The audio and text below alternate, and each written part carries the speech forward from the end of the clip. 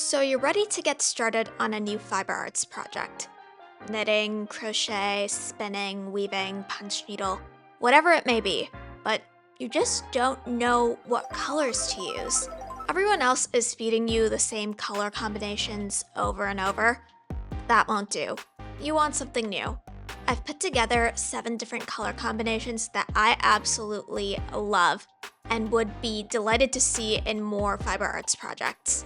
With each palette of color combinations, I'm going to share the hex codes for each color, as well as some yarn pairings that match the color combination. I'm going to specifically focus on Canadian and European yarns because those are local to me and are what I use the most. So the first combination I want to share is dark coffee brown and rosebud pink. I have been so obsessed with brown over the past few months, especially since I used so much of it in my octogram view rug, which for those of you that don't know, I restored a 55-year-old punch needle pattern. It's a big, long YouTube video that you should check out, and I just want to keep using that color in all of my other fiber arts projects. I find the delicateness of rosebud pink so appealing. I find that this brown works better with a warmer pink than a cooler pink, hence why I picked rosebud. I find it such a warm and inviting color combination, both to wear and to decorate your space. Someone who uses this color combo in my mind, like this is the friend that invites you to their home, you drink tea and you eat those little jam-filled cookies, and then they talk to you about teaching their Pomeranian tricks. Very cozy, very warm.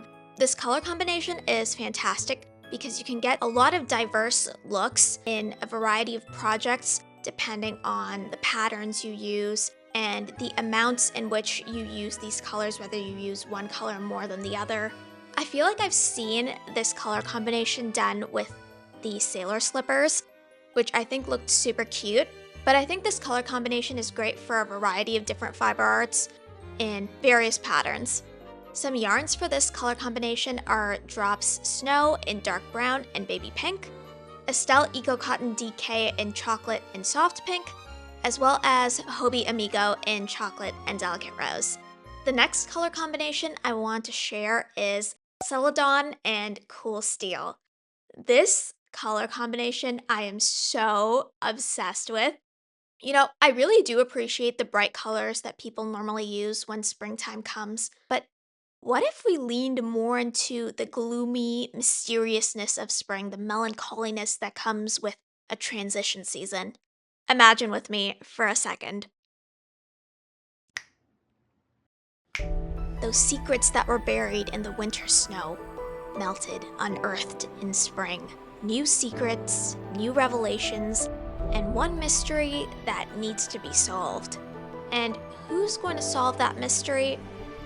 Well, whoever they are, I can 100% guarantee they're wearing a cardigan or a pullover in this specific color combination. For all the spinners as well, I would love to see a heathered yarn with these two colors. I think it would look so moody, so melancholy, so can I say this, aesthetically lethargic? I really like this color combination. So some yarns for this specific color combination. So we've got Briggs & Little in light green and light gray.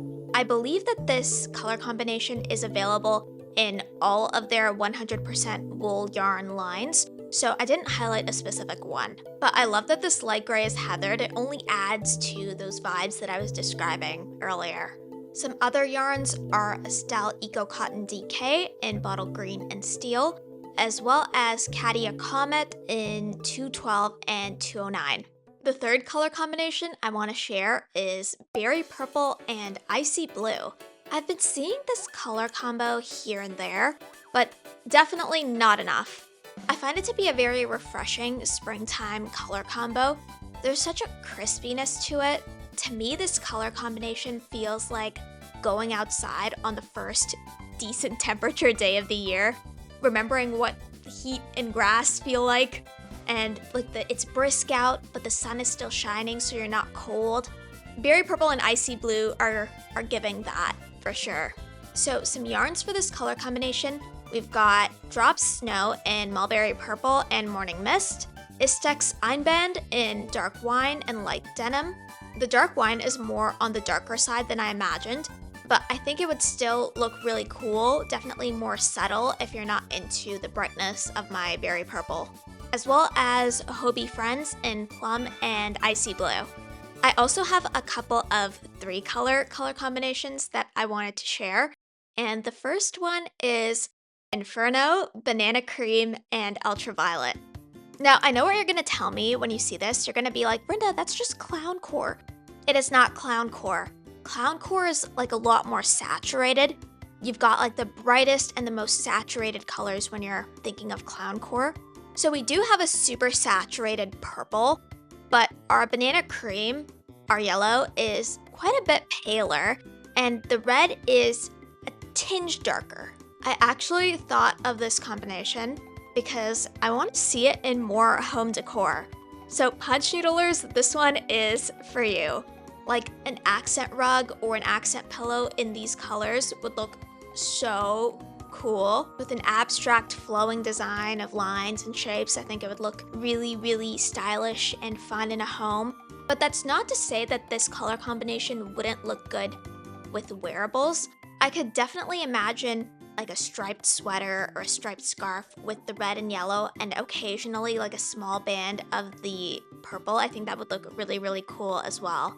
Some yarns that I've picked out for this color combination are Briggs & Little Heritage in red, yellow WO, and violet.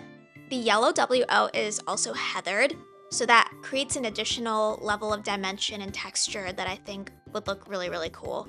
As well as Hobie Toucan in red, pastel yellow, and dark purple.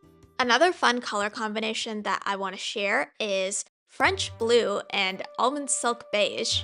I find this one really, really fun. It's classy but also adaptable to a modern aesthetic taste. I actually originally envisioned this as more of a winter palette, but as I was looking for inspiration photos to fit into my mood board, I realized that it could be an all-season palette. The beach painting really, really convinced me of that. I think you can use this in your year-round makes. I don't think it matters what season you're making them for. I've seen some knit colorwork sweaters that are supposed to mimic porcelain or ceramics, and I feel like this color combination would be a really neat kind of palette adjustment or palette swap for that. When I get better at knitting, I definitely want to make something like that with this color palette specifically. For this blue-beige color combination, we've got some pretty nice yarns. We've got Drop Snow in cobalt blue and light beige, Estelle Eco Cotton DK in cobalt and sesame, as well as Katia Missouri in 42 and 58. So I've got another 3-color color combination here, and it's pumpkin, silver, and white. And this might actually be my favorite color combination out of all of the combos that I'm showing you today. You know, I see a lot of people doing retro-inspired fiber arts using color palettes from maybe like the 70s or the 90s, but I haven't seen many people take inspiration from the 2000s, particularly from our idea of the future 20 years ago. The one exception is Jade Lang, who made this really cool video on a Frutiger Arrow knit, and I kind of want to expand on that. This color combination was inspired by an aesthetic called Dorfic. If you were alive anytime in the 2000s, you may have seen this in media and advertising. It's a subset of the Frutiger Arrow movement, very minimalist, futuristic, with accent colors of red and orange. And I chose a bright, but not neon orange for this, one that was more on the yellow side than the red side. I'm a punch needler, and I think this color combination would look excellent in that medium, definitely in some sort of an abstract rug, but I would be very, very interested in seeing how this color palette translates to something like knitting or crochet. I haven't seen anyone do it yet. If you don't, I will. But if you do, tag me on social media. I don't use Twitter or like X the Everything app, and I don't like Instagram either, even though I do have an account. If you do make something using this color palette, Please tag me on TikTok or Blue Sky because I really want to see. I want to see what you make. Some yarns for this color combination are Drops Snow in tangerine, light gray, and off-white, as well as Hobie Amigo in bright orange, light gray melange, and white. And the final color combination I want to share with you is navy and electric green.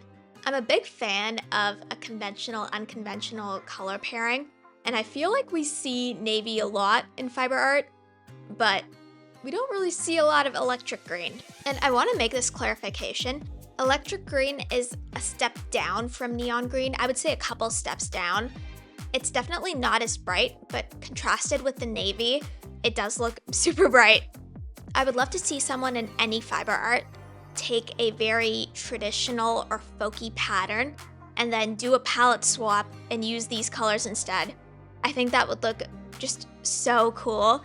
I just find that traditional or folk style patterns, you breathe new life into them when you switch up the color palettes into something a little bit more unique and modern. So I would definitely love to see that. So some yarns that I've collected for this color combination are Drop Snow in navy blue and parrot green, as well as Hobie Friends in navy and shamrock. Do you like these color combinations? No, like be for real. Do you like them? Whether you do or don't, comment below because I would love to hear your thoughts, opinions. Let's start fighting in the comments. But thank you for watching. Like and subscribe. Until next time.